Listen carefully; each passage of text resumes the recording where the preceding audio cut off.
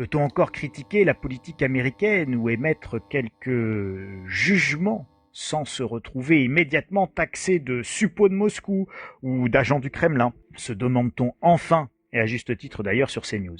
Il ne faut avoir aucune naïveté sur les Américains. Ils sont charmants, bien évidemment. Ils sont gentils. On a une relation privilégiée. Depuis Lafayette, on les a aidés dans leur guerre d'indépendance. Ils nous ont aussi libérés.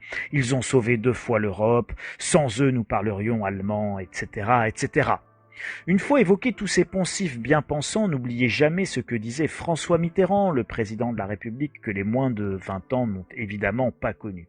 Oui, ils sont très durs, les Américains, ils sont voraces, ils veulent un pouvoir sans partage sur le monde, c'est une guerre inconnue, une guerre permanente, sans mort, apparemment, et pourtant une guerre à mort. Un pouvoir sans partage. C'est cette volonté de pouvoir sans limite qui met le monde à feu et à sang, et dire cela n'est pas faire de l'anti-américanisme primaire, c'est juste constater la stratégie et la volonté d'hégémonie et de leadership américain.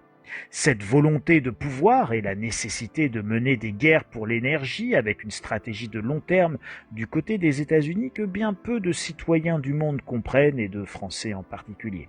La confrontation actuelle avec la Russie ne doit rien au hasard, de même que la confrontation avec la Chine est déjà prévisible, largement prévue, par les états-majors américains, de même que par les pays membres de l'OTAN, comme l'Allemagne par exemple, qui a décidé de renforcer les règles applicables aux entreprises très exposées à la Chine, en les obligeant à divulguer davantage d'informations et éventuellement à effectuer des tests de résistance aux risques géopolitiques, selon un projet de document confidentiel consulté par Reuters et qui a utilement fuité.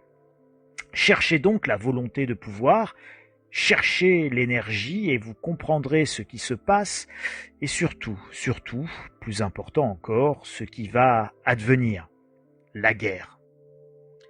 Bref, l'effondrement, préparez-vous.